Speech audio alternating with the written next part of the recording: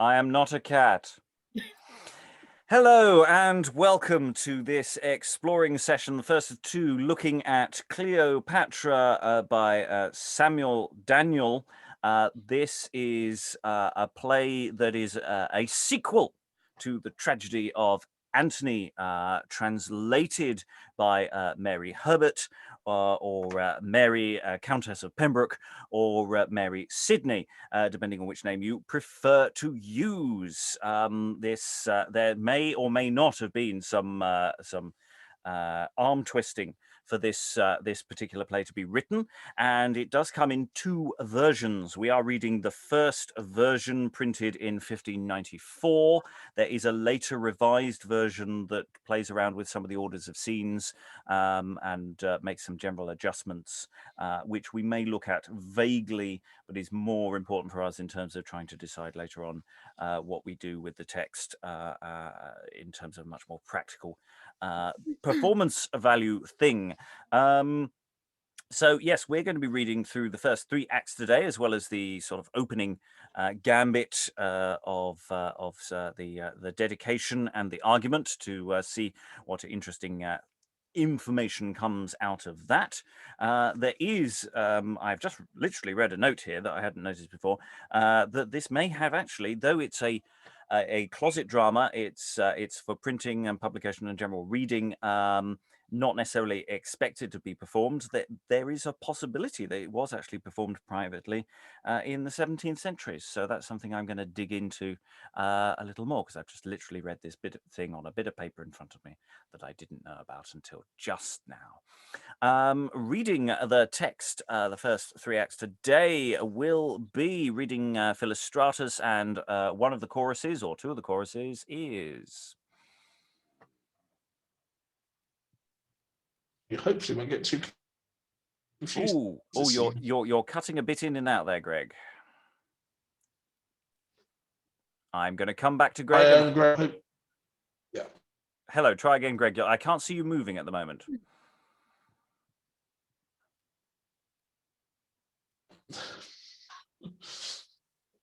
I'm occasionally getting sound, but the picture is not changing. I'm going to come back to you, Greg. Maybe it's a switchy off, switchy back on again kind of thing. See where you are in a moment. So, jumping to reading Caesar today, and probably one of the dedicatory bits is... Ave, I'm Eric. This is my tunnel. It is dark and lovely and comfortable there. Reading Proculeius and Dolabella is... Hi, I'm Liza Graham, actor, singer, and Renaissance text coach to actors in London. Reading chorus, and also, I have no idea how to pronounce it, Seleucus, I'm going to go with that for the moment until I check the spelling in a moment, is... Hi, Rachael, actor in New Jersey. And reading Cleopatra and Arius is... Hi, I'm Katrina and I'm in Scotland. And hopefully Greg will be back any moment now. So this is a neoclassical tragedy. I don't think there's any particular spoilers to be had in terms of Cleopatra. Not going to end well. And this, therefore, is, and we don't need to say it too often, there'll be some long speeches. There will be some long speeches. This will happen. And that's how it's going to be. Greg, are you there? I am here. Hello, I'm Greg, and hopefully my internet will remain stable. Indeed. Philostratus / chorus is back in the room, and yes, moving like a normal human being. So hopefully that will all go well. So I'm going to ask Eric to kick us off with the opening dedication to the Right Honourable the Lady Mary, Countess of Pembroke, please. To the Right Honourable the Lady Mary, Countess of Pembroke. Lo, here the work the which she did impose, who only doth predominate my muse, the star of wonder which my labours chose to guide their way in all the course I use. She whose clear brightness doth alone infuse strength to my thoughts and makes me what I am, called up my spirits from their low repose to sing of state and tragic notes to frame. I, who, contented with a humble song, made music to myself that pleased me best, and told only of Delia and her wrong, and praised her eyes, and plained mine own unrest. A text from whence my muse had not digressed. Madam, had not thy well-graced Antony, who all alone having remained long, required his Cleopatra's company, who, if she here do so appear in act, that for his queen in love he scarce will know her, finding how much she of herself hath lacked, and missed that glory wherein I should show her, in majesty the base, in courage lower. Yet lightening thou by thy sweet favoring eyes my dark defects, which from her spirit detract, he yet may guess it's she which will suffice. And I hereafter in another kind, more fitting to the nature of my vein, may peradventure better please thy mind, and higher notes in sweeter music strain, seeing that thou so graciously dost deign to my countenance and to countenance my song and cherish me, I must so work posterity may find how much I did contend to honor thee. Now, when so many pens like spears are charged to chase away this tyrant of the north, gross barbarism, whose power grown far enlarged, was lately by thy valiant brother's worth first found, encountered, and provoked forth, whose onset made the rest audacious, whereby they likewise have so well discharged upon that hideous beast encroaching thus. And now must I, with that poor strength I have, resist so foul a foe in what I may, and arm against oblivion and the grave that else in darkness carries all away, and makes of all our honors but a prey. So that if by my pen I procure I shall, but to defend me and my name to save, then though I die, I cannot yet die all, but still the better part of me will live, decked and adorned with thy sacred name, though thyself dost far more glory give unto thyself than I can by the same, who dost with thine own hand a bulwark frame against these monsters, enemies of honor, which evermore shall so defend thy fame, that time nor they shall ever prey upon her. Those hymns that thou dost consecrate to heaven, which Israel's singer to his God did frame, unto thy voice eternity hath given, and makes thee dear to him from whence they came. In them must rest thy ever reverent name, in so long as Zion's God remaineth honored, and till confusion hath all zeal bereaven, and murdered faith and temples ruined by this great lady, now must then be known, when Wilton lies low-levelled with the ground, and this is that which thou mayst call thine own, which sacrilegious time cannot confound. Here thou survivest thyself, here thou art found of late succeeding ages, fresh in fame. This monument cannot be overthrown, where in eternal brass remains thy name. Oh, that the ocean did not bound our style within these strict and narrow limits so, but that the melody of our sweet isle might now be heard to Tiber, Arn, and Po, that they might know how far Thames doth outgo the music of declined Italy, and listening to our songs another while might learn of thee their notes to purify. Oh, why may not some after coming hand unlock these limits, open our confines, and break asunder this imprisoning band, to enlarge our spirits and publish our designs, planting our roses on the Apennines, and teach to Rhone, to Loire, and Brodanus our accents and the wonders of our land, that they might all admire and honor us, whereby great Sydney and our Spencer might, with these post-singers being equaled, enchant the world with such a sweet delight that their eternal songs forever read may show what great Eliza's reign hath bred. What music in the kingdom of her peace hath now been made to her, and by her might, whereby her glorious fame shall never cease. But if that fortune doth deny us this, then Neptune lock up with thy ocean key this treasure to ourselves, and let the miss of those so sweet riches is unworthy they to taste the great delights that we enjoy. And let our harmony so pleasing grown content ourselves, whose error ever is strange notes to like, and disesteem our own. But whither do my vows transport me now, without the encompass of my the compass of my course enjoined. Alas, what honor can a voice so low as this of mine expect hereby to find? But, madam, this doth animate my mind, though favoured by the worthies of our land. My lines are liked, the which may make me grow in time to take a greater task in hand. And thus ends this dedication. It's doing all sorts of interesting things, interesting comparisons. It's an odd little text. It's not quite like the some of the dedications we've had in some of the other texts. We haven't done that many dedications. We haven't done much of this sort of extra material from plays. I don't want to linger too much on it, but did anyone have any immediate thoughts coming out at you as to this introduction, this dedication to Lady Mary, who, I say, effectively commissioned this particular play based on her own translation of the earlier part of the story? Anyone got anything to leap in? I'm quite content to move forward if no one has anything. I like to mark it, but I'm happy to move on. No one has anything. Maybe something will come in the moment. We have an argument coming up. So some background to the plot and a little bit of spoilers coming up, but a little bit of history goes a long way. I'll ask Liza if you could read the first major paragraph of the argument, please.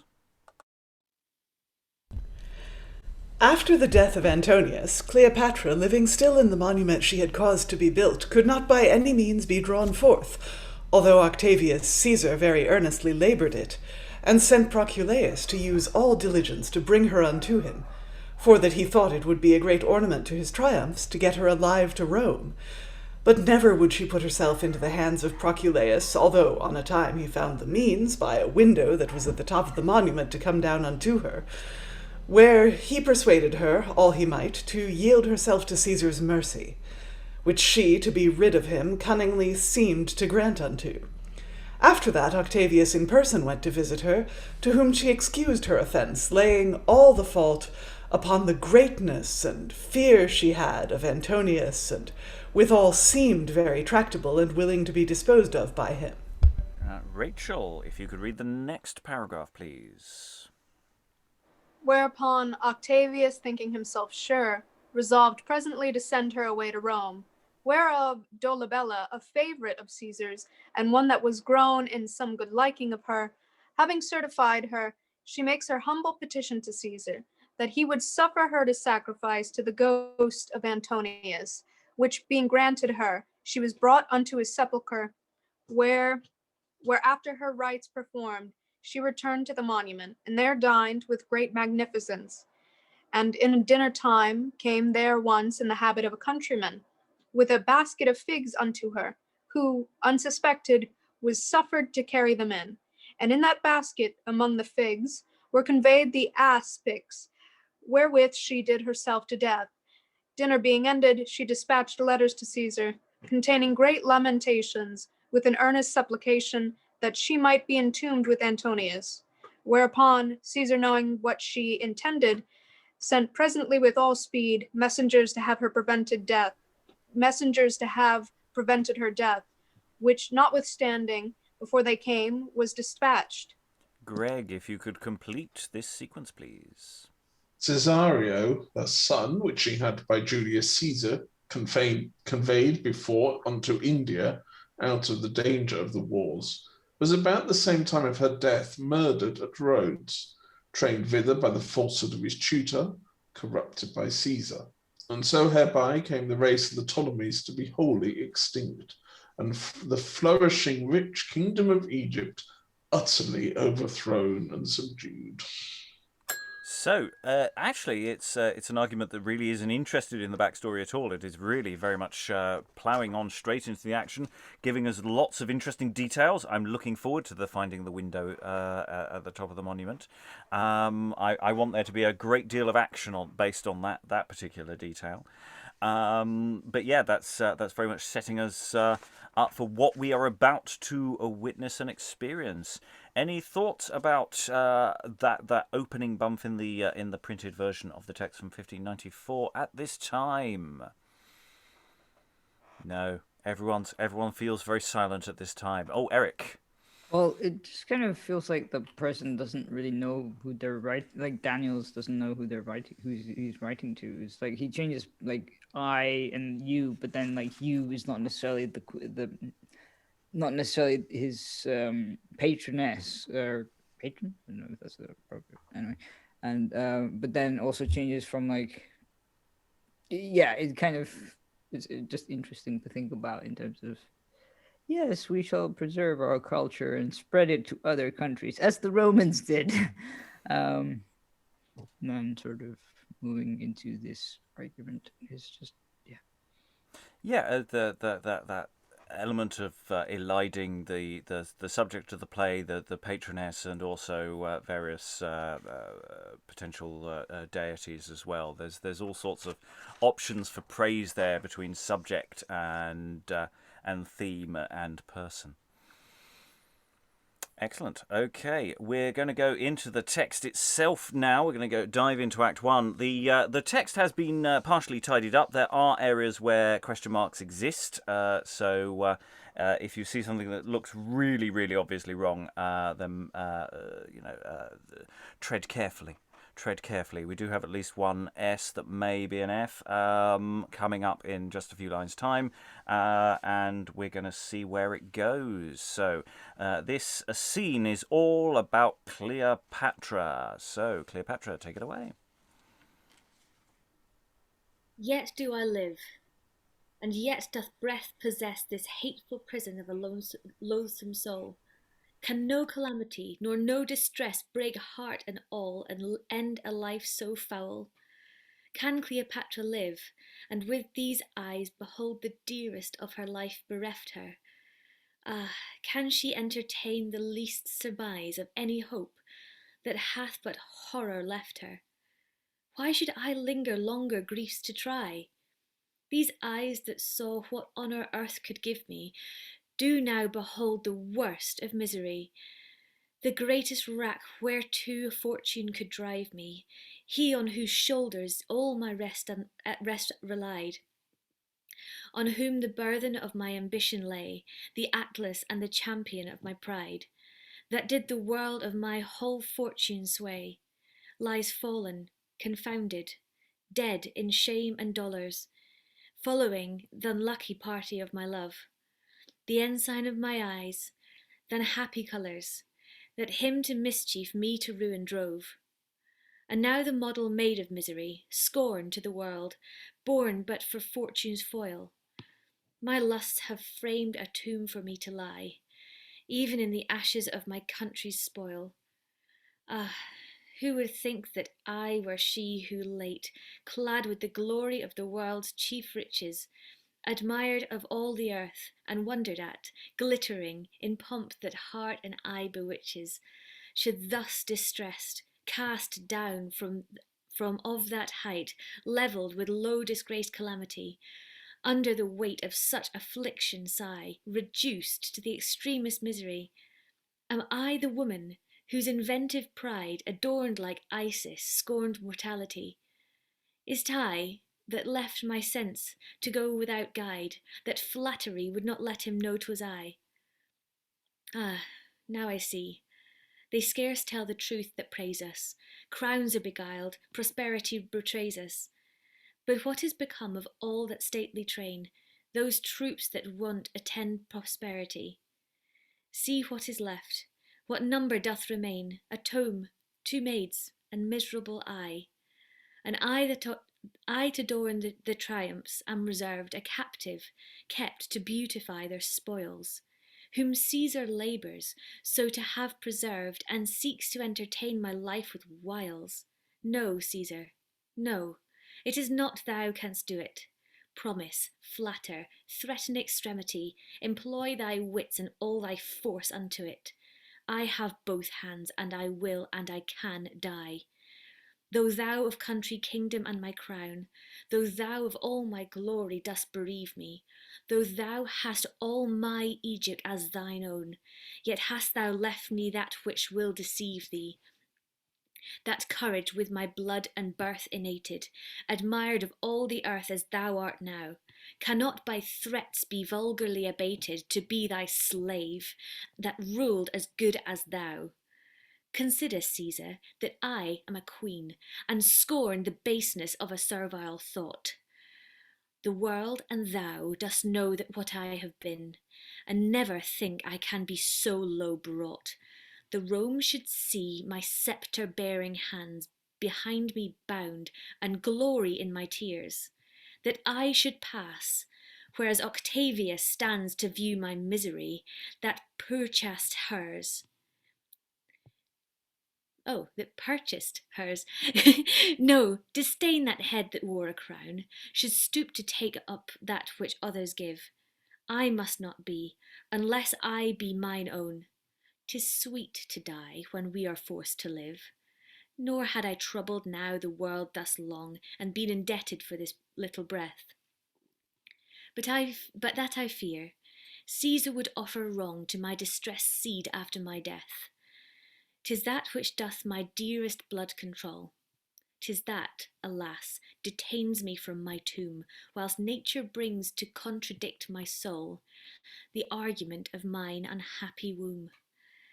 O luckless issue of a woeful mother, th' ungodly pledges of a wanton bed, you kings designed must now be slaves to other, or else not be, I fear, when I am dead. It is for you that I temporize with Caesar, and live this while for to procure your safety. For you feign content, I feign content, and soothe his pleasure. Calamity herein hath made me crafty. But 'tis not long, I'll see what may be done, and come what will, this stands. I must die free. I'll be myself. My thoughts do rest thereon. Blood, children, nature, all must pardon me. My soul yields honour up the victory, and I must be a queen, forget a mother. Yet mother would I be, were I not I, and queen would I not now be, were I other.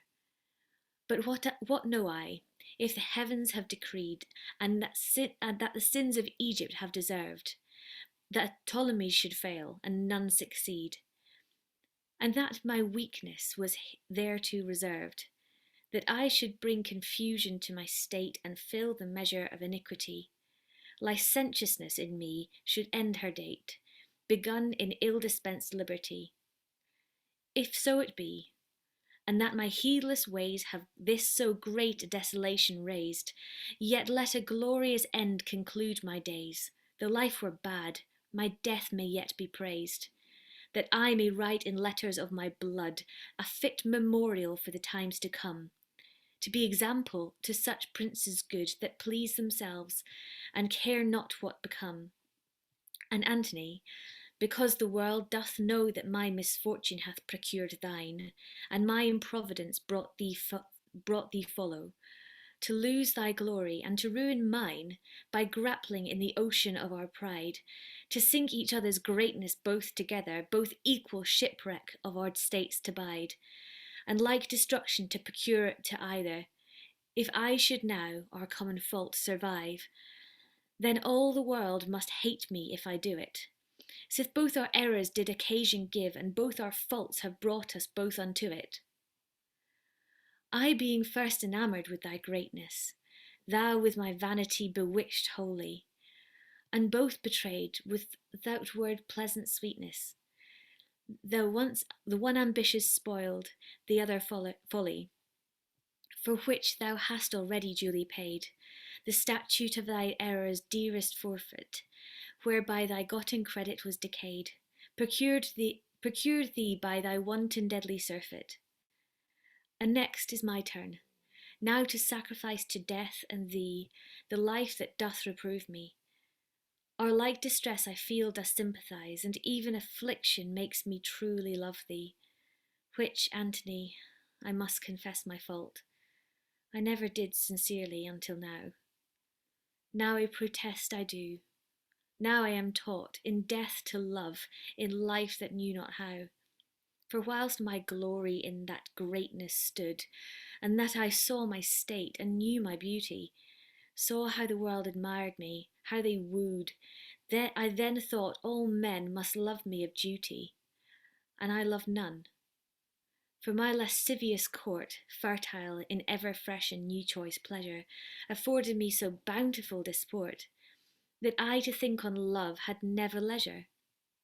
My vagabond desires no limits found, for lust is endless, pleasure hath no bound. Thou, coming from the strictness of thy city, the wanton pomp of courts yet never learn'st, inured to wars, in women's wiles and witty.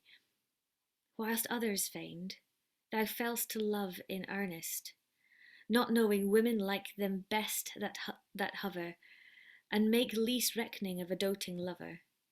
And yet thou earnest but in my beauty's wane, when new appearing wrinkles of declining, wrought with the hand of years, seemed to detain my grace's light, as now but dimly shining. Even in the confines of mine age, when I failing of what I was, and was but thus, when such as we do deem in jealousy that men love for themselves and not for us, then, and but thus, thou didst love most sincerely. O Antony, that best deservest it better, this autumn of my beauty brought so dearly, for which, in more than death, I stand thy debtor, which I will pay thee with most faithful zeal, and that ere long no Caesar shall detain me. My death, my love and courage shall reveal, the which is all the world hath left unstained me. And to the end I may deceive best Caesar, who doth so eagerly my life importune. I must prevail me of this little leisure, seeming to suit my mind unto my fortune, whereby I may the better me provide of what my death and honour best shall fit. A seeming base content must wary hide my last design till I accomplish it, and hereby yet the world shall see that I, although unwise to live, had wit to die. And exit Cleopatra. Yeah, there's such a journey on that text about what's going on around, what's happened in the past. It's almost a little bit of storytelling in its own right. And I've just been reminded that I should have expounded a little bit more on the tragedy of Antony, the play that came before this, which very much fell onto the story of Antony in the very last day, the city surrounded by Caesar's army, killing himself or attempting to kill himself and dying in the arms of Cleopatra. And the previous play ended very much with him dead, very much just being held by Cleopatra at the end of the play. And some commentators have taken it that's where she dies spontaneously. But this play does the lie to that, or certainly in this version, the actual death is going to be enacted. So this is very much carrying on from that. They're in a tomb. They're in the dark, dingy tomb, going through questions about defiance against Caesar, choosing the manner of their own death. What do you do? But there's the children. There's duty as a queen, as a figurehead. And then this meditation on actually saying you didn't really love Antony until this moment.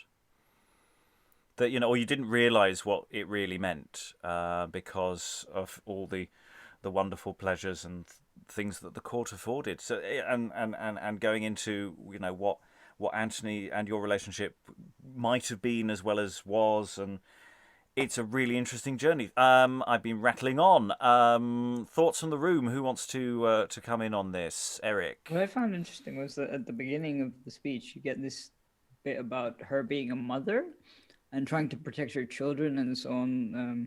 which you don't get in the previous play. Definitely not. You like in the previous play, as far as I remember, she kind of half ignored her kids, or sort of like sent them away and tried to comfort them and tell them like everything is fine, ignore the bleeding man on the floor, or something to that effect. It was not very motherly, as far as I remember. No. In the other play, she is very much wrapped up in her grief, and yeah, the servants and the tutors for the children are saying, "Say goodbye to your children now," and and there's a lot of reminding her of this, and yeah, so maybe there's been quite a long time sitting in the dark here. And again, different playwright following on from another work. Maybe that's a comment about the earlier work, or not. Other thoughts? Katrina, you had that epic task to fulfill. You've been living by yourself for a long time. Like, I don't even talk to myself that much. But I thought it was very interesting about what you were saying about her only realizing how much she loved Antony at this point. Because obviously Cleopatra's been portrayed in, I don't know, hundreds, thousands of works of art, and quite often she's, just a beauty,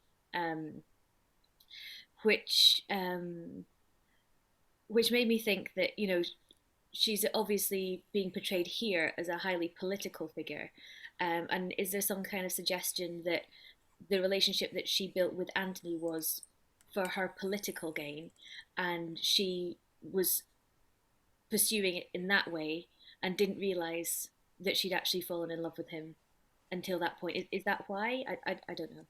Well, I'm wondering if it's that thing of in a court of being surrounded by people who are always saying how beautiful and how wonderful, and that there is a gameplay of that's going on, and how true is it, your affections for different people. Liza, I think, might want to come in. She, well, basically, this is a play about Cleopatra as requested by and dedicated to Mary Sidney, Countess of Pembroke, in the reign of Elizabeth. So the author has to be pretty careful with the title character. And since in this play she's going to be the heroine, she has to, just narratively, she has to blame herself for everything that went before. It's a bit like Eve being the cause of original sin, even though Adam was literally right there. Everything bad that happened was, she has to say it was her fault, and she has to say that she didn't properly know how to love because she was a creature of vanity. You see, she's not allowed to actually enjoy being queen and have human flaws. She has to be a type of vanity that only loves itself and cannot love another. But she's made what the pro wrestling world terms a face turn here. She's gone from being a bad person to being a good person. So she has to repudiate her former self and say, okay, now I am the heroine. I'm going to make the only moral decision, which is to die. And even though it might not be a moral decision in any other circumstance, it is in this one. Eric. I was gonna say that it's interesting that we talk about like the politics, but then she does say, "Consider Caesar that I am a queen," which is don't underestimate me, basically, and also kind of feeds into the fact that actually she was quite a genius at the time. I mean, historically speaking, she was, I think she spoke 6 languages or something like that. She was quite successful as a politician, quite probably the envy of queens for centuries until Elizabeth I, and it's just interesting to think of it that way, sort of like the queen that has to be both, mother and queen and lover and everything else. Like, how do you contain all those identities? Yeah, I was finding that actually this is a speech that keeps shifting. That there isn't that there isn't a single direction to it throughout. That I wasn't thinking of it quite in that sort of turn. as a series of shifting thoughts throughout the text. Other thoughts? Well, she does say, sorry, to supplement that is and yet mother would I be were I not I, and queen would I not be were I other, and so on and so forth. Liza, and then Rachael. We see this in often with doomed people, especially dethroned monarchs. We see this, if I'm no longer a monarch, what am I? Am I still myself? Is the only way to avoid my doom not to be myself? And it's a theme I think is worth noting. Yeah, I think that's what's part and parcel with the whole thing about assessing her love for Antony.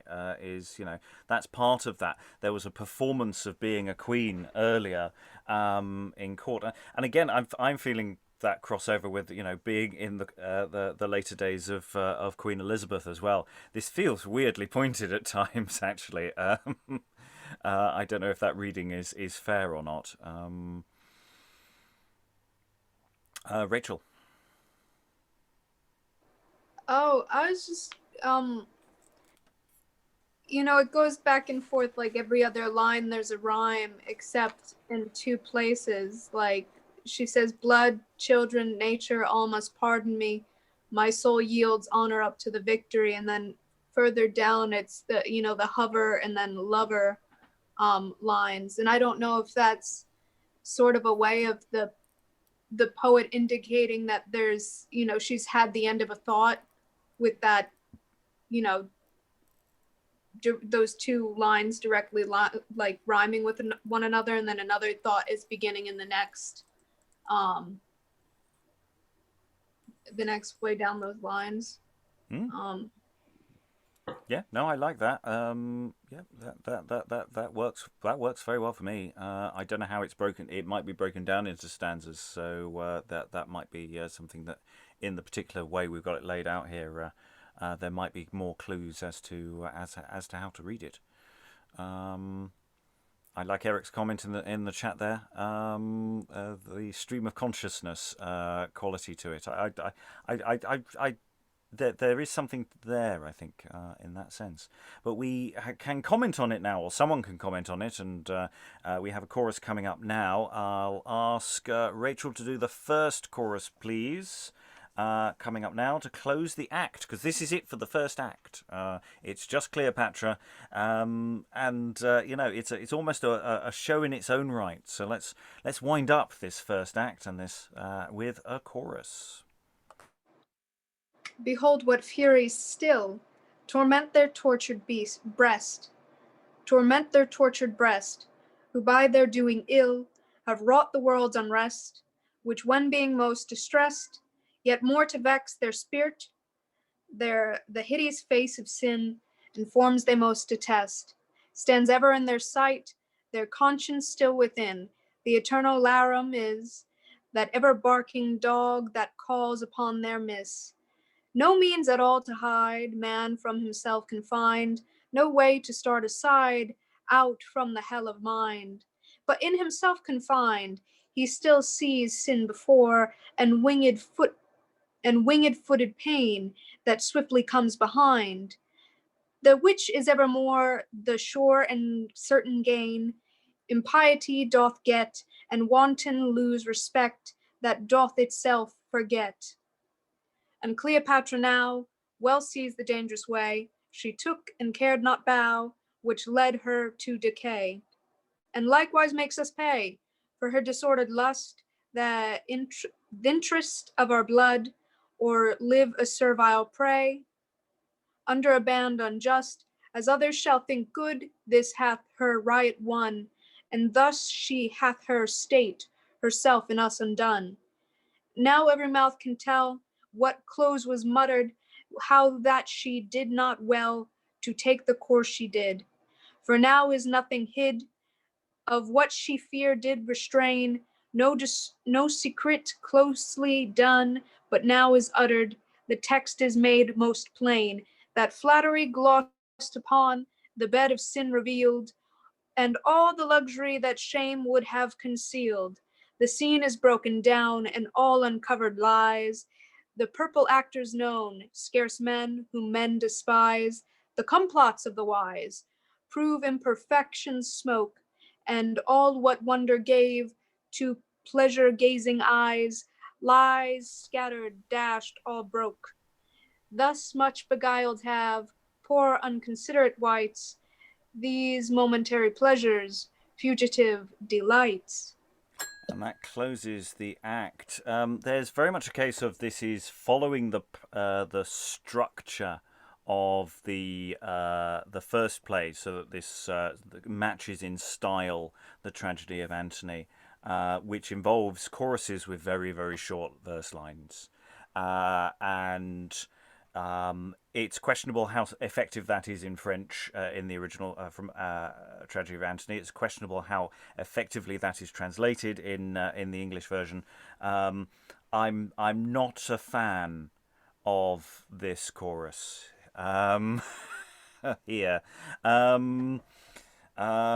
So yeah, thoughts about how this chorus works. Do you agree or disagree with me, Liza?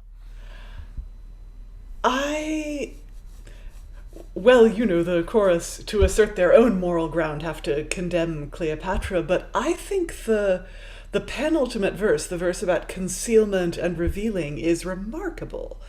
And of course, the versifying is well done, I think.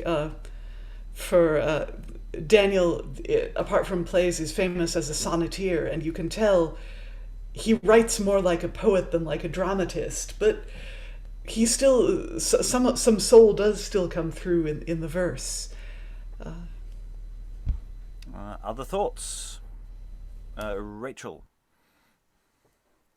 That's what I was going to bring up, is that it's so much that poetry part comes out so strong, that even if this was never performed, I think that this could be an epic poem just because of the way that it keeps so much to that structure. Like if it wasn't split up into different characters telling it instead of like a narrator, this could just be in a large like this thing that I have up here, like Troilus and Cressida by Chaucer or something. Like it could be like that. That's how this like reads off to me. And also the chorus, I don't know how well it pushes the story forward, but I think it's just interesting that to dig into that as an actor, to see what he's trying to, how he's trying to have these lines spoken, because I was trying to complete the little rhyme scheme that he had in certain sections as separate beats. So it was interesting, and I don't think I was that successful at it, but I think it was an interesting experiment. It's an interesting question whether, what this chorus is. Is it many voices? Because it does feel like there are different, it's especially the stanzas Liza was talking about, where you've almost got like you're hearing people just saying their thoughts about she did not well, and it feels like there's potentially lots of voices at play in competition with each other. There might be something more dynamic there. Liza? The third verse, where the chorus says, the chorus talks about us, we didn't get that in the chorus of Misfortunes of Arthur. The chorus weren't characters there, they were commentators. So presumably the chorus are ordinary Egyptian women, or... I don't know if they're gendered, but they are all Egyptians. That is stated at the beginning. Yeah, so they're not objective necessarily. Perhaps the author intends them to be a moralistic viewpoint, but they certainly have an axe to grind against Cleopatra, whom they see as responsible for their fall. And the original the play this is a sequel to does that as well, because it has multiple choruses. So you've not only got the working shall we say, Egyptian out there going, we're all going to die, we're all going to die.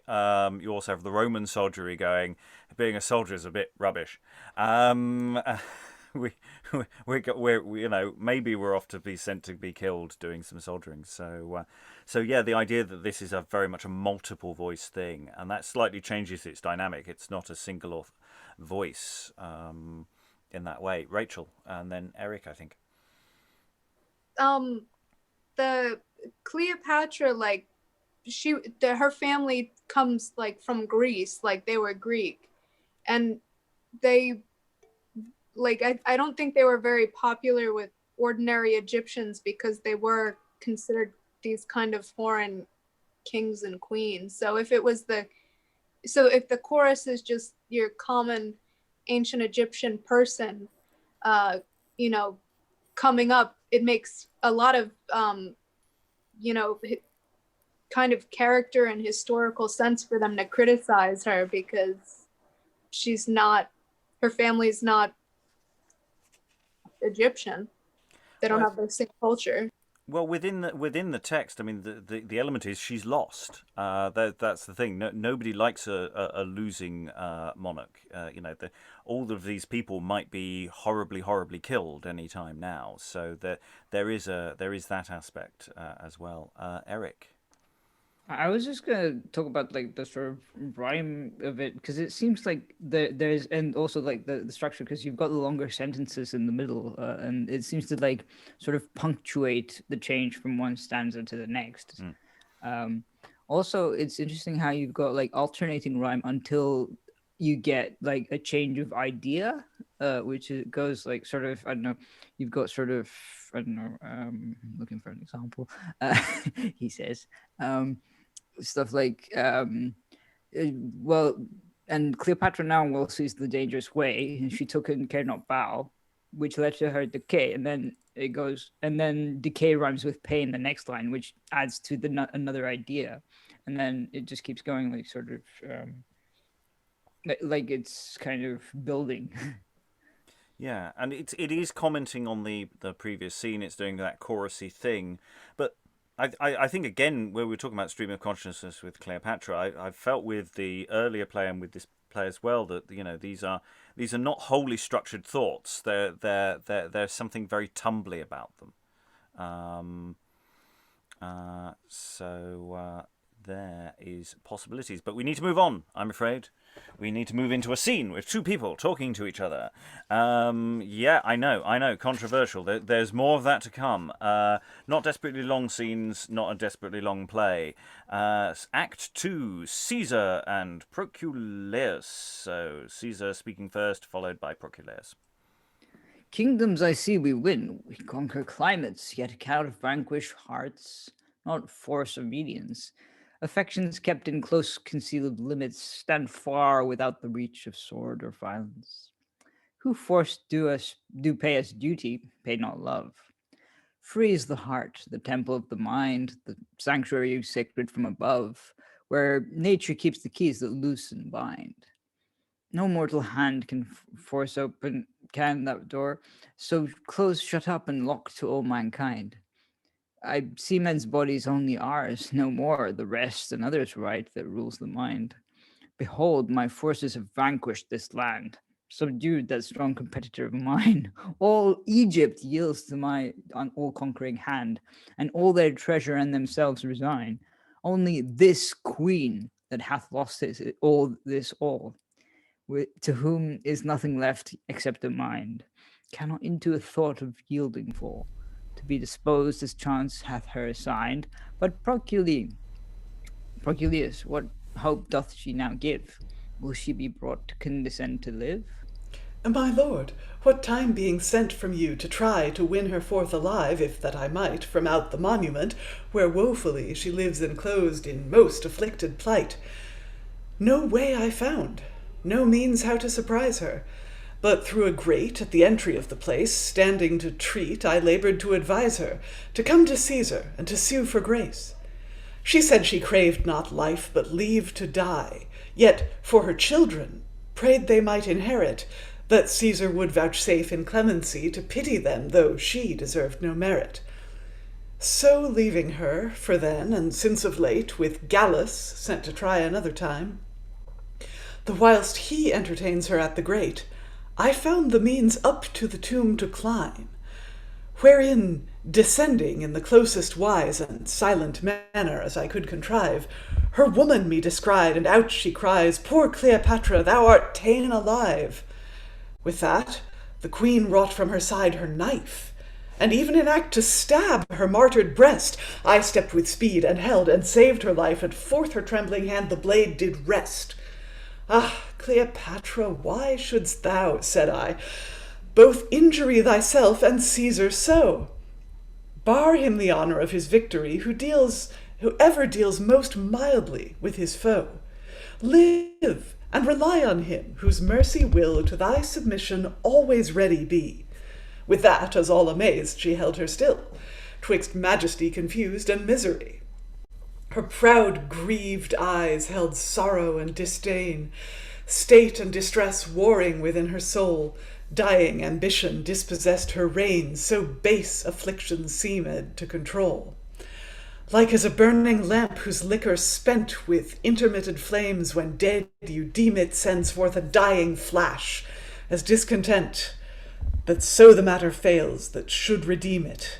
So she, in spite to see her low-brought state, when all her hopes were now consumed to naught, scorns yet to make an abject league with fate, or once descend into a servile thought. The imperious tongue, unused to beseech, authority confounds with prayers, so words of command, conjoined with humble speech, showed she would live, yet scorned to pray her foe. Ah, what hath Caesar here to do, said she, in confines of the dead, in darkness living? Will he not grant our sepulchres be free, but violate the privilege of dying? What, must he stretch forth his ambitious hand into the right of death, and force us here? Hath misery no covert where to stand, free from the storm of pride? Is safe nowhere? Cannot my land, my gold, my crown suffice, and all what I held dear to him made common, but that he must in this sort tyrannize the afflicted body of an woeful woman? Tell him, my frailty and the gods have given sufficient glory if he could content him, and let him now with his desires make even, and leave me to this horror, to lamenting. Now he hath taken all away from me, what must he take me from myself by force? Ah, let him yet in mercy leave me free the kingdom of this poor distressed corse. No other crown I seek, no other good, yet wish that Caesar would vouchsafe this grace, to favour the poor offspring of my blood, confused issue, yet of Roman race. If blood and name be links of love in princes, not spurs of hate, my poor Cesario may find favour notwithstanding mine offences, and Caesar's blood may Caesar's raging stay. But if that with the torrent of my fall all must be wrapped with furious violence, and no respect nor no regard at all can aught with nature or with blood dispense, then be it so, if needs it must be so. There stays and shrinks in horror of her state, when I began to mitigate her woe, and thy great mercies unto her relate, wishing her not despair, but rather come and sue for grace, and shake off all vain fears. No doubt she should obtain as gentle doom as she desired, both for herself and hers. And so with much ado, well pacified seeing to be, she showed content to live, saying she was resolved thy doom to abide, and to accept what favour thou wouldst give. And herewithal craved also that she might perform her last rites to her lost beloved, to sacrifice to him that wrought her plight, and that she might not by force be removed. I, granting from thy part this her request, left her for then, seeming in better rest. But dost thou think she will remain so still? I think and do assure myself she will. Ah, private men found not the hearts of princes, whose actions oft bear contrary pretenses. Why, 'tis her safety for to yield to thee. But 'tis more honour for her to die free. She may thereby procure her children's good. Princes respect their honor more than blood. Can prince's power dispense with nature, then? To be a prince, it is more than to be a man. There's none but have in time persuaded been. And so she might too, were she not a queen. Diverse respects will force her be reclaimed. Princes, like lions, will never be tamed. A private man may yield and care not how, but greater hearts will break before they bow. And sure, I think she'll never condescend to live to grace our spoils with her disgrace. But yet, let still a wary watch attend, to guard her person and to watch the place, and look that none with her come to confer. Shortly myself will go to visit her. Opinion. And dost thou molest the affected mind of restless man, who following thee never can nor ever shall attain to rest? Forgetting what thou sayest is best, yet lo, what best he finds far wide of what thou promisedst before. For in the same time he looked for more, which proves but small once when once 'tis tried. And something else thou find'st betide, to draw him still from thought to thought, when in the end all proves but naught. Further from rest he finds him than and the first when he began. O malcontent, seducing guest, contriver of our greatest woes, which born of wind and fed with shows, dost nurse thyself in thine unrest, judging and gotten things the best, or what thou in conceit design'st, and all things in the world dost deem not as they are, but as they seem, which shows their state thou ill definedst, and lives to come in present pinst, for what thou hast thou still dost lack. O mindful tormentor, body's rack, vain promiser of that sweet rest which never any yet possessed. If we unto ambition tend, then dost thou draw our weakness on with vain imagination of that which never have an end. Or if that just we apprehend, how doth that pleasant plague infest?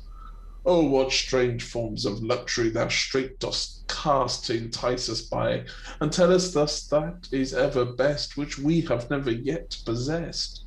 And with that, and that more pleasure rests beside in something that we have not tried. And when the same likewise is had, then all is one and all is bad. This Antony can say is true, and Cleopatra knows 'tis so. By the experience of their woe, she can say she never knew that but that just found pleasures new, and was never satisfied. He can say by proof of toil, ambition is a vulture vile that feeds upon the heart of pride, and finds no rest when all is tried. For worlds cannot confine the one, the other lists and bounds have none. And both subvert the mind, the state, procure destruction, envy, hate. And now when all this is proved vain, yet opinion leaves not here, but sticks to Cleopatra near.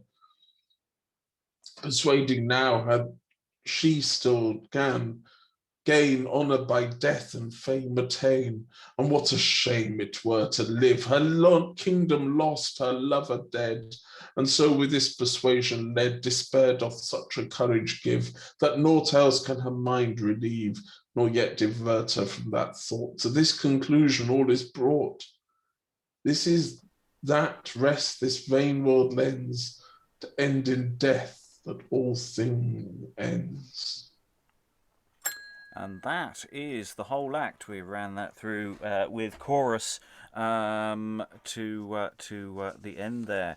And it's really interesting, the potential there. I mean, I really liked the speech from Proculeius, who actually gets a name check in the previous play, but didn't actually appear. I knew the name seemed familiar. I couldn't find it in the cast list. I spent forever going, I'm sure we've had Proculeius. Where is it? Oh, they just mentioned him.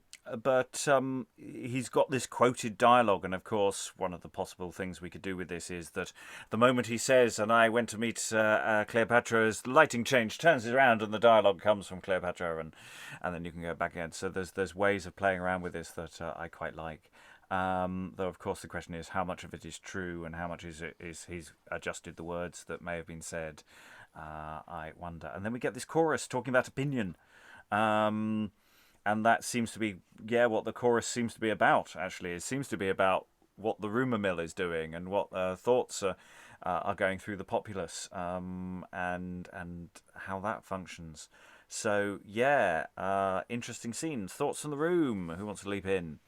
Eric. I find it interesting that there seems to be a sparsity of like actors. I mean, you've got the chorus, but then like you also have like two main actors or one main actor on stage. It's very, very Greek. I mean, ancient Greek. Yeah, it's sort of interesting to think about that. Yeah, well, I mean, it's Senecan in the sense that it's via Rome. Bloody Romans coming over here, taking our Greek tragedy. Yeah, so it's yeah, it's a convention. I mean, the thing is, this is not designed necessarily at this stage for performance, and yet it has this tiny cast.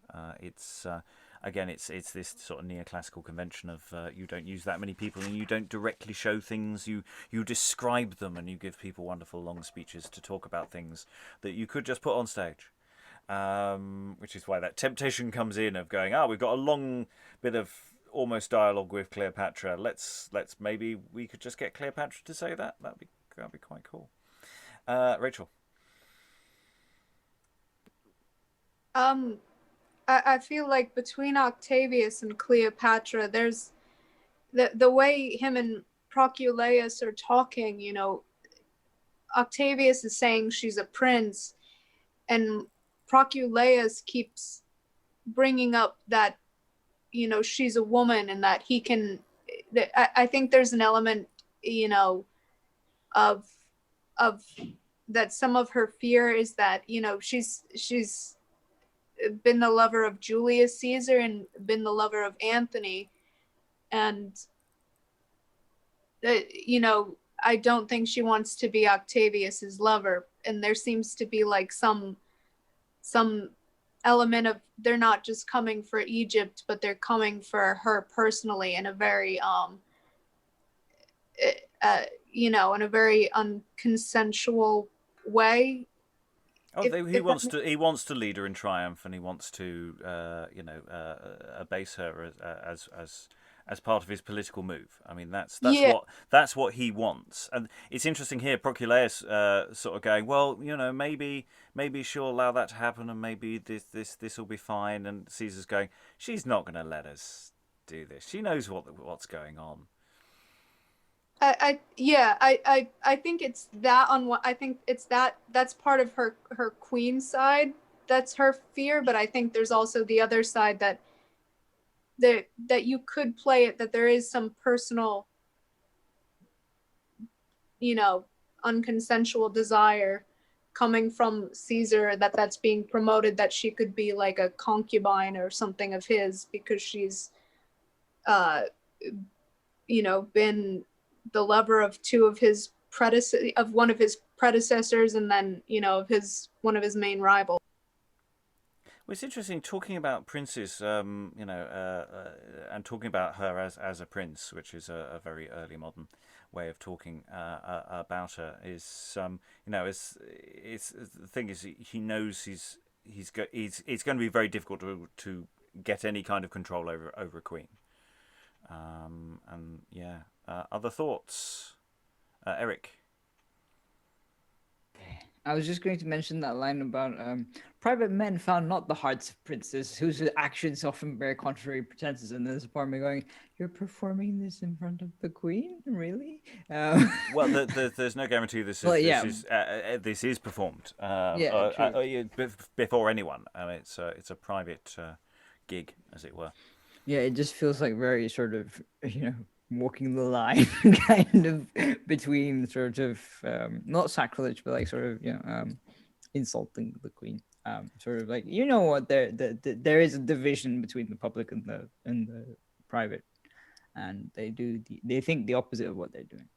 Yeah, in a way, it's more dangerous this being printed. You can sort of get away with saying some quite outrageous things directly to the queen within a household. Putting it in print is a slightly different thing. That's actually worse, and that's why sometimes the printed script does not necessarily match what is actually originally performed. I say in this case, this is entirely hypothetical script. It is not necessarily designed. It is designed primarily to be read, though it may, as I say, have a performance history, but that's speculative. Other thoughts, Rachel? I don't know. I think this is also partially character, that Octavius sticks so much to calling her, by her titles, up until like the last part where he shifts from saying, Prince, and he uses her and she, and uses much more of her gender there. Well, Proculeius is so much more focused on her gender than her rank. Even though it's, I don't know, a political shame by gender. I don't know. I think that's part of what she's afraid of here, is that, when she's not queen, she's just a woman. Well, so it's the symbolic nature of who she is for Caesar is the issue. If he does not have control of her person, that's why he needs to guard her. She will commit suicide, and therefore he will lose the thing he can take out in triumph. So it's her political entity that seems to be the most important element here. That's not to say it isn't gendered about how that functions, but Caesar is really concerned about how this looks and what the optics on this is. That seems to me what I'm reading there. Eric? I'm not very familiar with received forms of poetry, but the first speech by Caesar seems a bit almost like a villanelle, where you repeat words a lot, and you kind of because he repeats all is repeated a lot, and then you've got mind and land and mine, and sort of it just keeps going. It's just there are many other words that he could have used, but he chose those specifically. He goes frees the heart, the temple of the mind, and then no mortal hand can force that door, men's bodies and the mind, and so on and so forth. It's just very sort of okay, we get the point in driving it home. And yeah. I'm glad you pointed that up, because looking back at that speech, there are actually very few rhymes in it. And let's see, there's an initial A-B-A-B. Then in the second quatrain, the mind rhyme comes up, and that rhyme remains, I think, the B rhyme throughout the rest of the thing. And the A rhyme alternates, it looks like. Yeah. There's also the one break to the mind rhyme is a near rhyme for it, mine, resign, which on a stage is as near as makes no matter. And it's that speech which is sort of mixing gendered violence with all these martial terms about conquering, taking Egypt, and laying that onto the queen. So there's a lot of symbolism at play, if that makes sense, in that speech as well. Before we get to what Proculeius is talking about. So it is there, but it's sort of in that distanced way. It's not necessarily a personal threat. It's more about the symbolic value, I think. Am I wrong there? I could be wrong also there. Just the emphasis. I probably didn't do it justice, but it's reading it cold. But he goes, all Egypt yields to my all-conquering hand, and then all their treasure, and then only this queen that hath lost all this all. It's all that emphasis is just wow. Just okay, this is obviously what he's been having sleepless nights about. I like that. There's a parallel here, I think, between Caesar and Cleopatra. You're right to flag up the repetition of all, because Caesar is all right now. He is Rome, and Cleopatra is nothing. But there's also a parallel here, because Caesar says that he can't win people's loyalty. He can conquer people, he can win their bodies, but he can't win their love. And that's a parallel, I think, with what Cleopatra said about her love for Antony, that, he was just there, and she was just there, and she thought it was her duty, and she didn't really love him. So I guess you were also right to talk about Octavius as a potential suitor to Cleopatra, not necessarily sexually, but he wants her loyalty. He wants her to give him her love in a real way, or trust. He doesn't deserve it.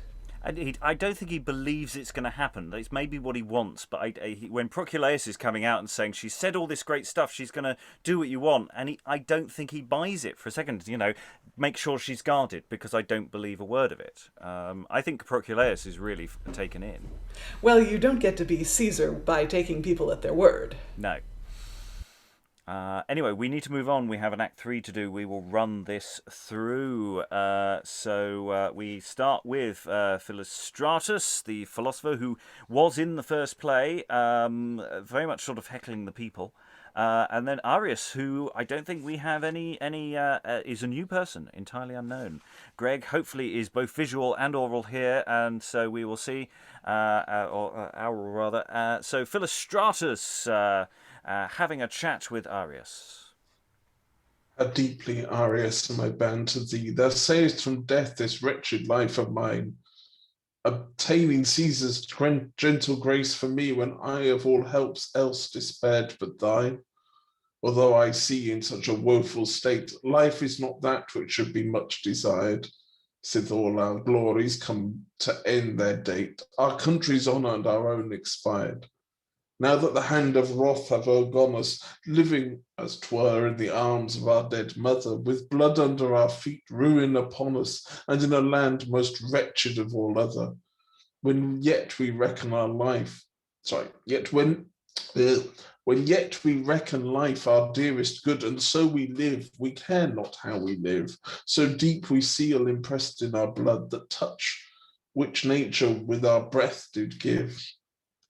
And yet what blasts of words of learning found to blow against the fear of death and dying? What comforts unsick eloquence can sound, and yet all fails us in the point of trying?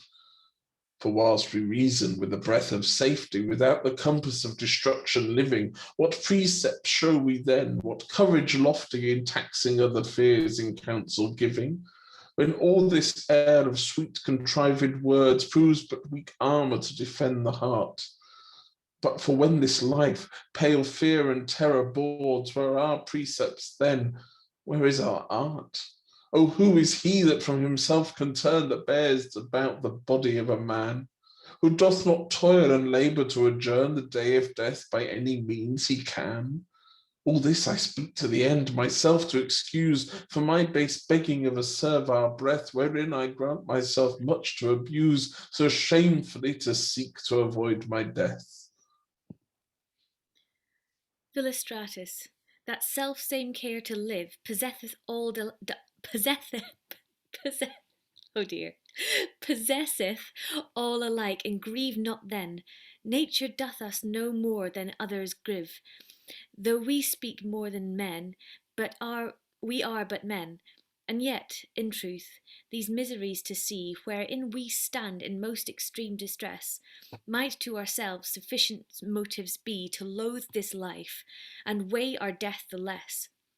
For never any age hath better taught what feeble footing pride and greatness hath, how improvident prosperity is caught, and clean confounded in the day of wrath. See how dismayed confusion keeps those streets, that naught but mirth and music late resounded. How nothing with our eye but horror meets, our state, our wealth, our pride, and all confounded.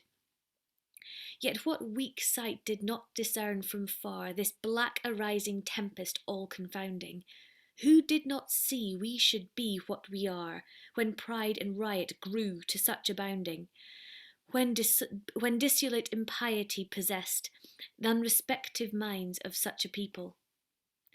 When insolent security found rest in wanton thoughts, with lust and ease made feeble?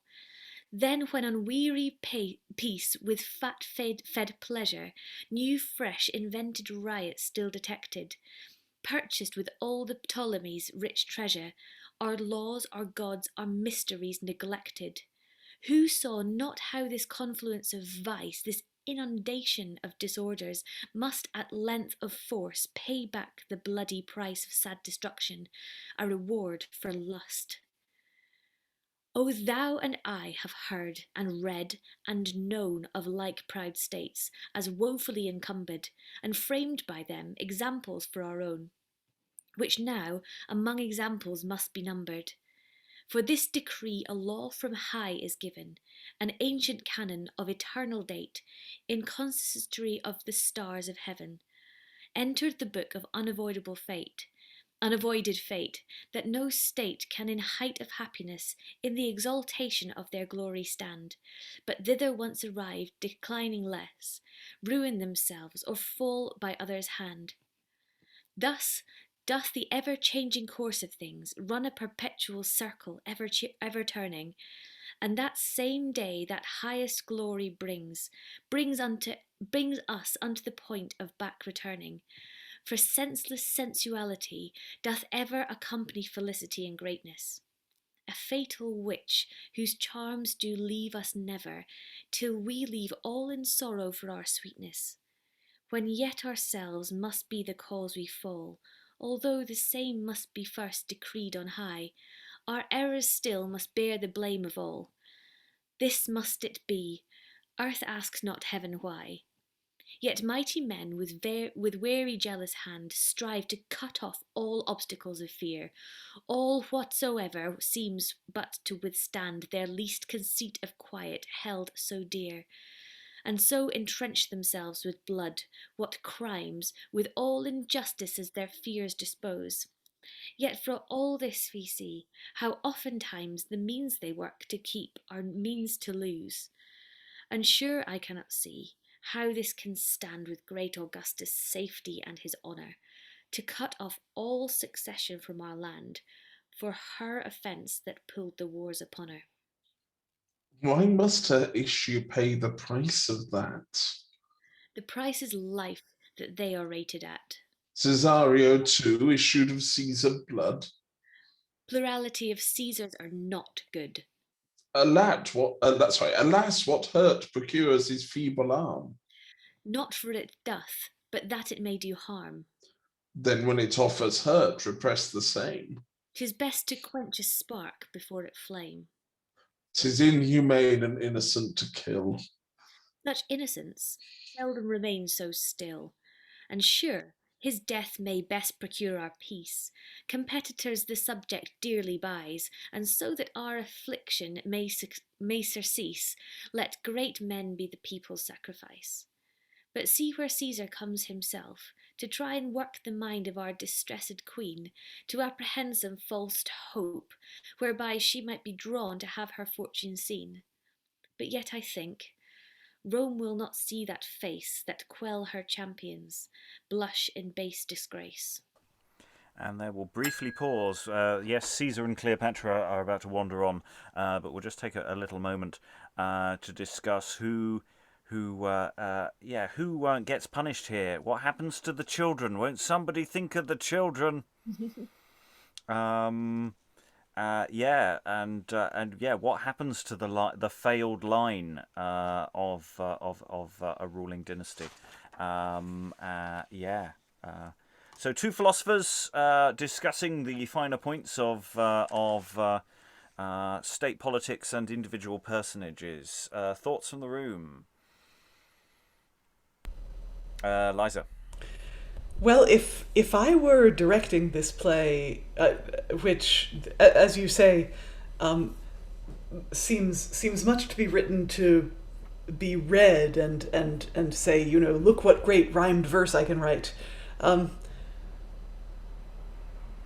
Since the play mostly consists of people standing there talking about things, and sometimes the things are urgent, sometimes it's life and death.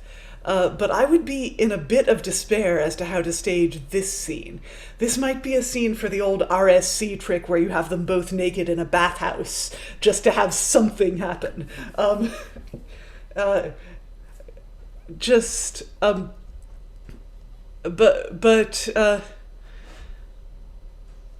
Philostratus doesn't really even give.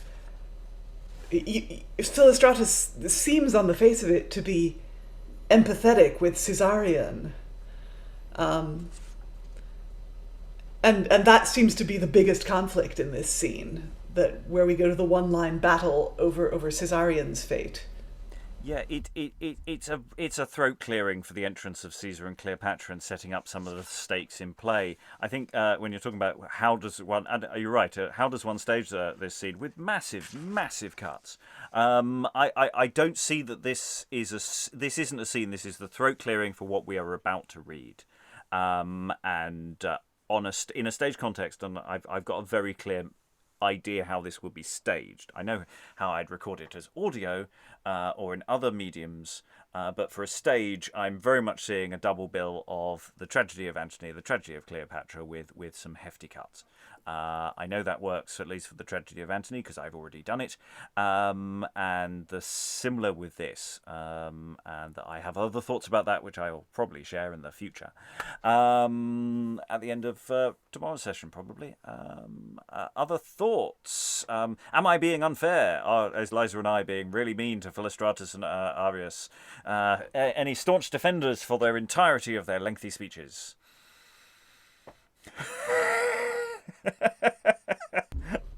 Rachel. Rachael doesn't look like she's defending. No, I'm not defending them. Like, I'm not defending them. I mean, this is,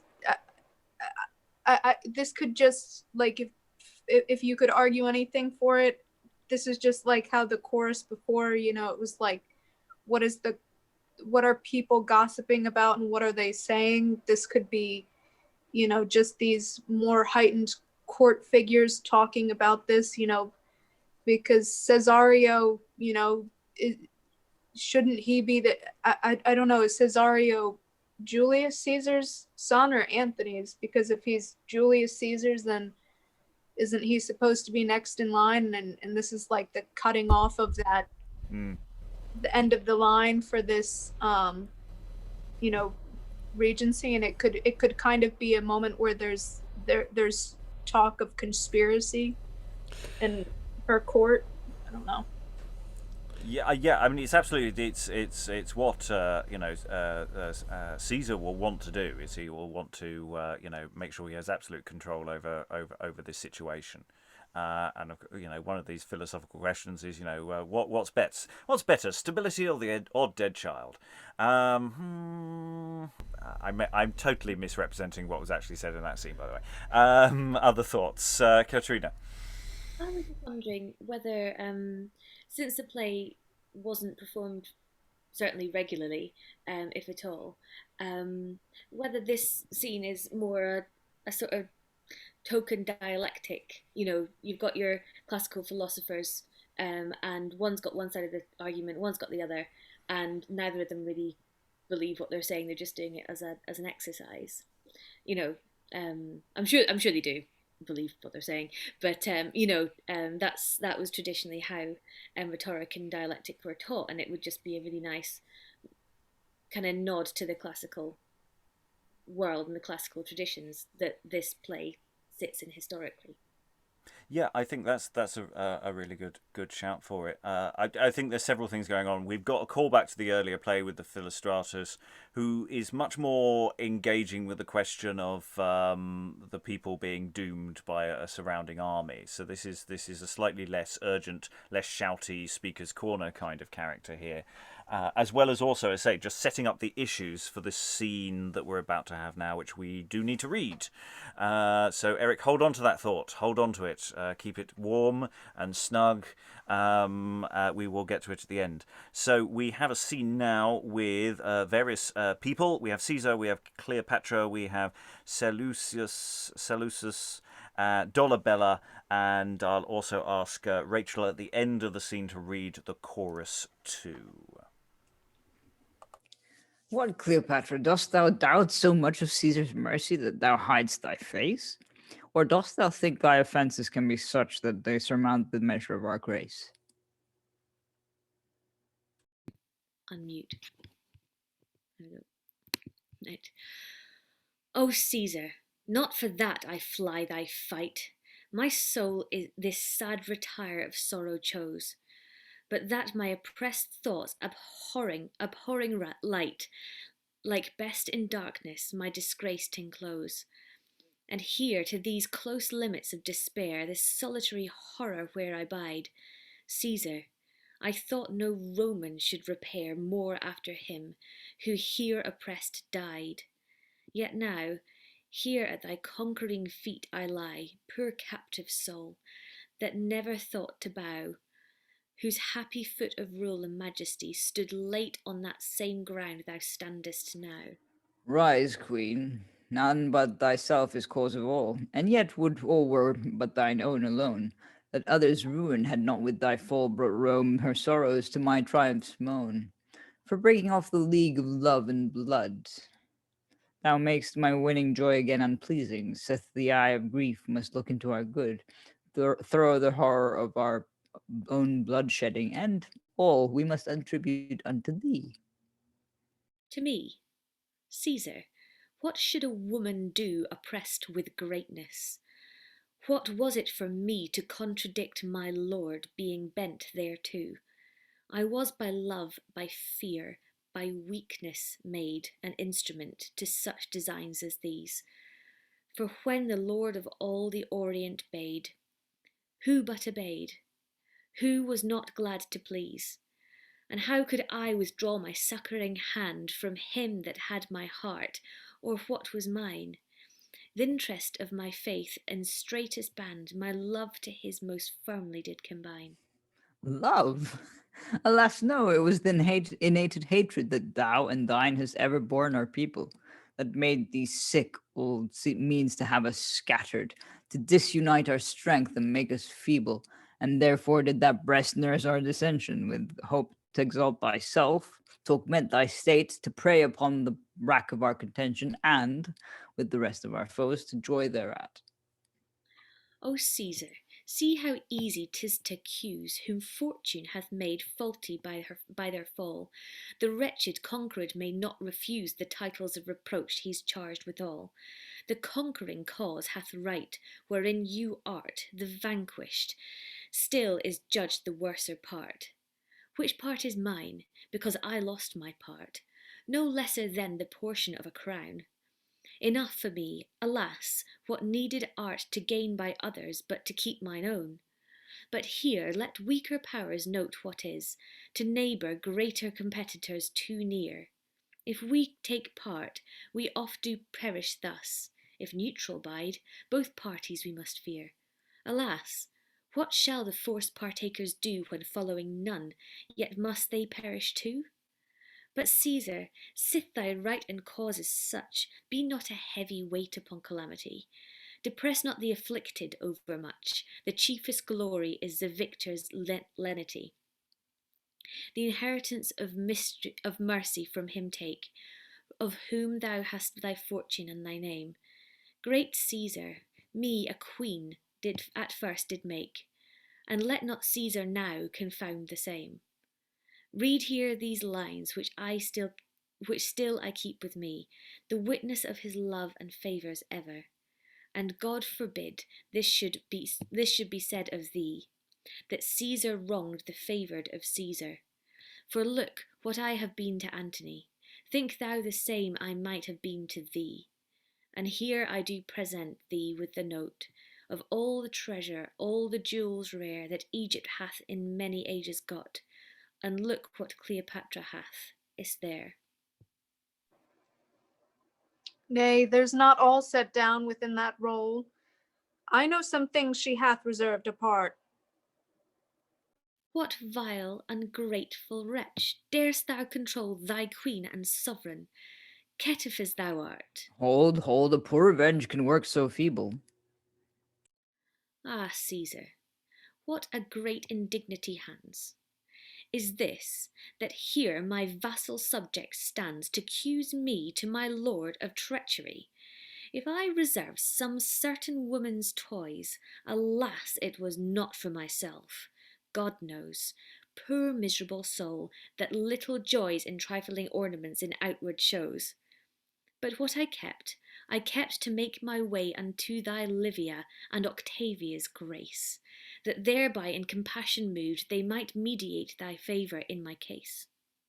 Well, Cleopatra, fear not. Thou shalt find what favour thou desirest or canst expect. For Caesar never yet was found but kind to such as yield and can themselves subject. And therefore give thou comfort to thy mind. Relieve thy soul thus overcharged with care. How well I will entreat thee thou shalt find, so soon as some affairs dispatched are. Till then, farewell. Thanks thrice renowned, Caesar. Poor Cleopatra rest thine own forever.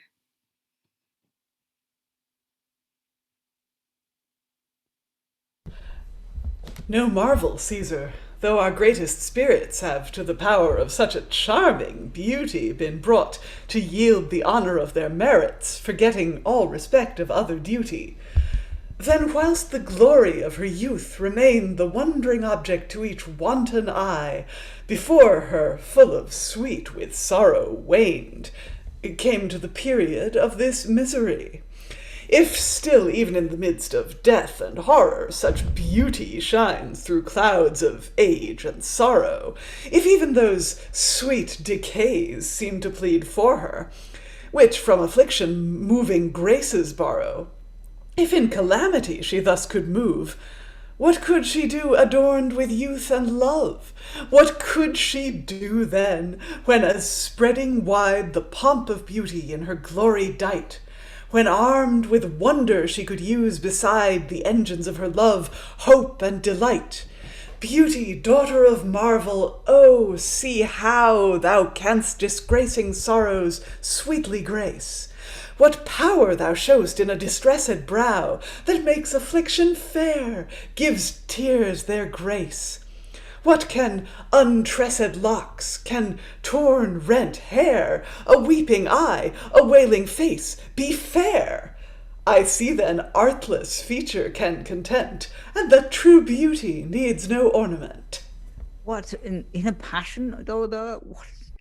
Take heed, let other fresh examples be thy warning.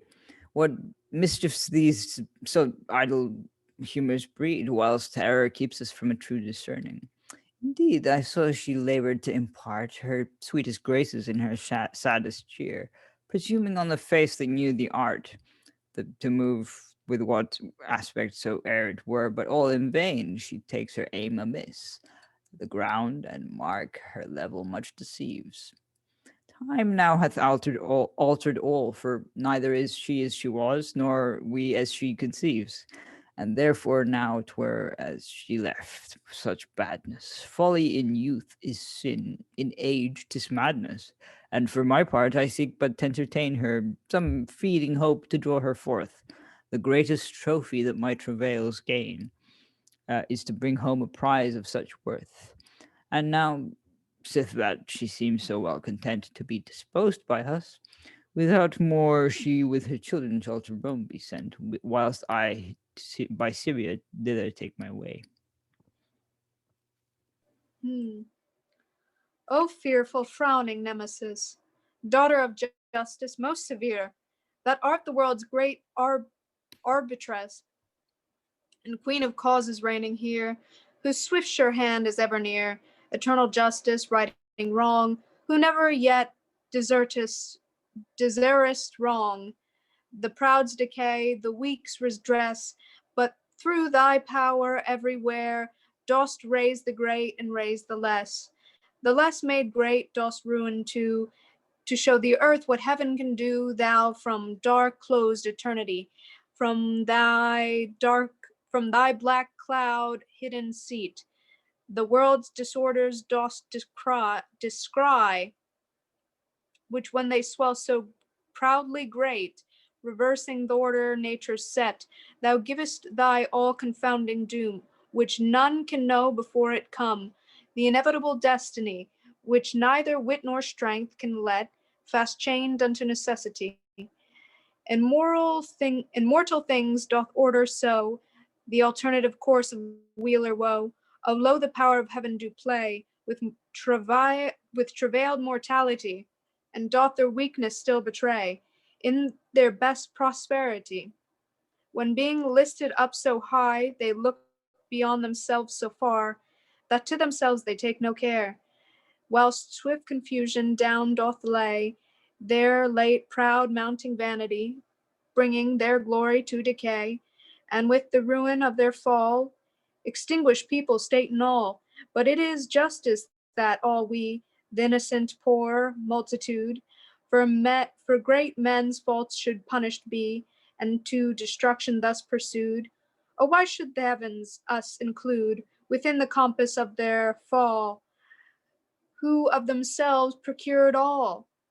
Or do the gods in close discreet occasion take how to extrude man from the earth with cruelty? Ah no, the gods are ever just. Our faults excuse their rigor must.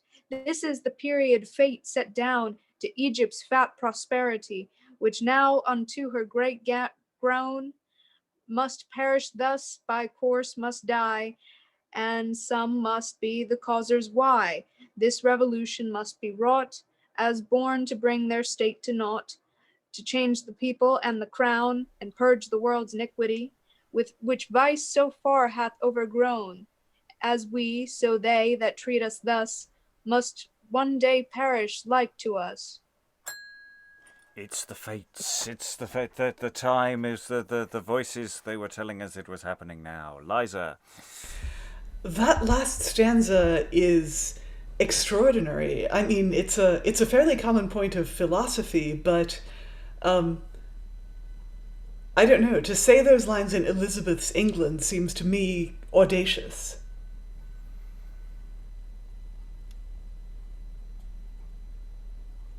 Yeah. Especially as all the way through this, I keep getting Elizabeth vibes for a lot of what this is saying. So. This revolution must be wrought as born to bring their state to naught, to change the people and the crown, and purge the world's iniquity. I mean, seriously. Yeah.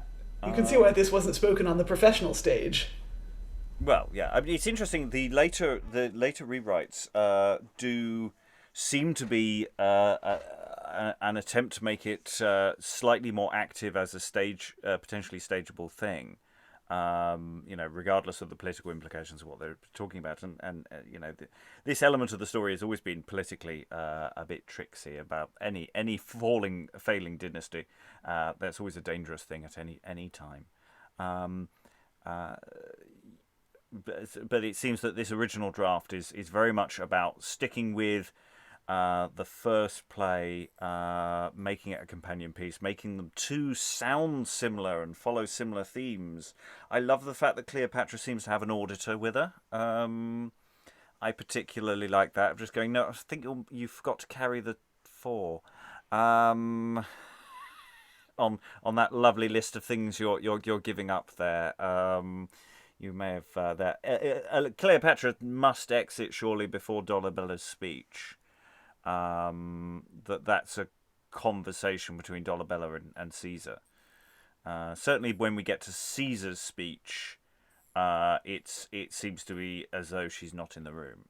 So that seems to be after Cleopatra says her last 2 lines in the scene that's an exit point, effectively. Yes, I am not a cat, but our cats are available. So I love the way the scene opens with Caesar going, Cleopatra, you doubt my word? Of course you're going to be fine. No one's going to die horribly. You're not going to be led in triumph. No. It's this fascinating scene of sort of this back and forth of 2 people basically lying to each other.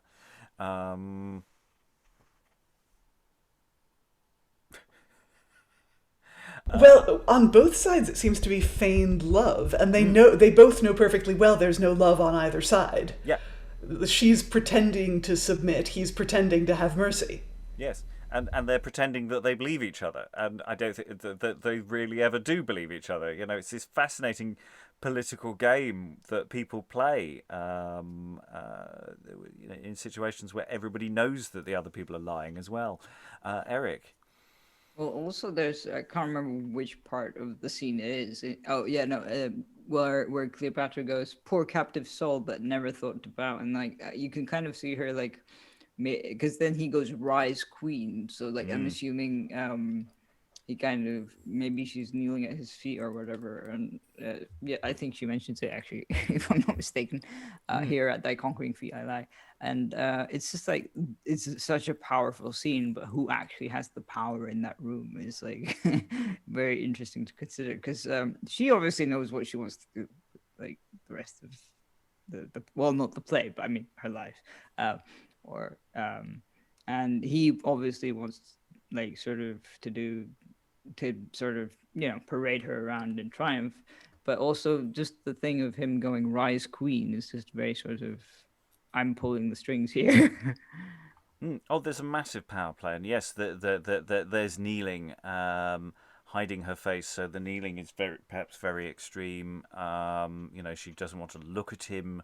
For him to say to her, "Look at me," which is effectively what he's saying in that moment. That's Caesar can look at a queen, much like cats, bringing us almost full circle. Wait, Caesar can look at cats? Because I couldn't watch that whole film. Yeah.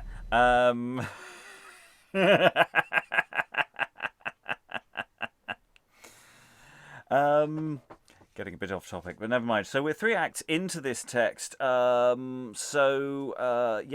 thoughts from the room about what it's doing, its potential across different media. I don't like to limit things just to this afternoon. We were talking about how we might turn a play into an online internet thing across social media platforms, as that seemed like the most logical place for where that text was living. So options that we've got for this, and just also additional thoughts about what's going on with the characters, the verse, any of those thoughts that you may have. I'll go around the room.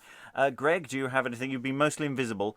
Can you both speak and be seen at the same time?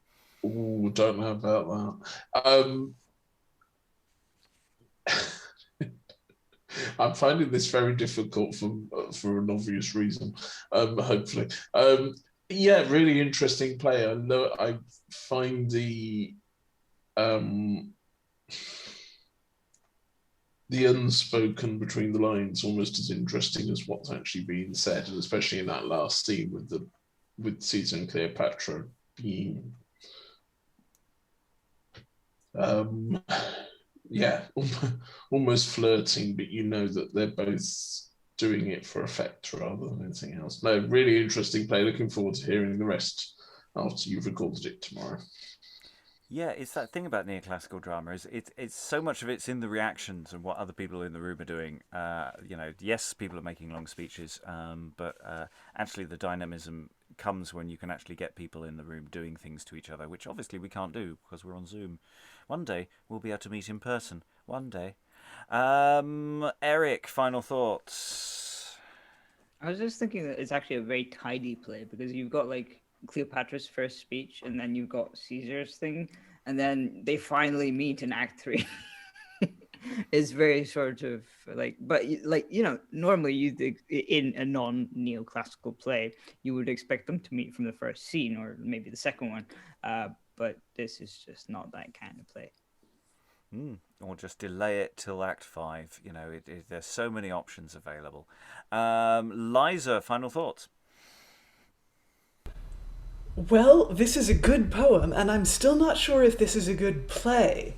But Cleopatra's character does come across. Of all the people here, she leaps off the page. I'm still not sure how you would stage it. I guess we'll see as we go on. Excellent. Well, that's leaps us directly to Cleopatra. Cleopatra, how did the text work for you, or how did Cleopatra work for you? And also philosopher. Let's not knock the philosopher. Arius is very important. It was the facets of her character and the stream of consciousness I really enjoyed reading through. yeah, as if the meter and everything wasn't difficult enough to get my head round, she changes her thoughts every 3 seconds. So at first I thought it probably wouldn't be a good way to stage it on social media, but maybe she's just a Twitter fiend. I really love that opening speech. I think there's so much potential for that, and actually to film it a bit like Eric here, this face in the darkness. Not the actual Eric part of the Eric, just the darkness part of Eric's feed there. I don't know. Eric could carry it off, probably. Yeah. But yeah, it is almost a story in itself. It has an arc to it, and actually, she could just die at the end. Actually, you could make it into a single take video, like an aria. Well, these neoclassical texts do cross over very nicely to that kind of. It would make a nice oratorio, wouldn't it? He said. Unconvinced looks there. Rachael, final thoughts. Yeah, I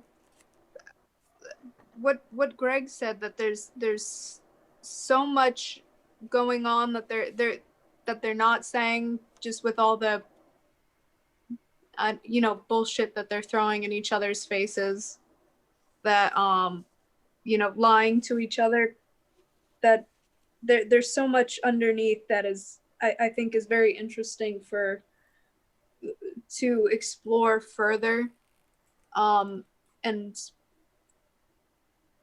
Eric was saying before about the words land and hand, and I think this poet playwright is really doing something where the bodies of Caesar and Cleopatra really represent their countries, that it's like the body of the state.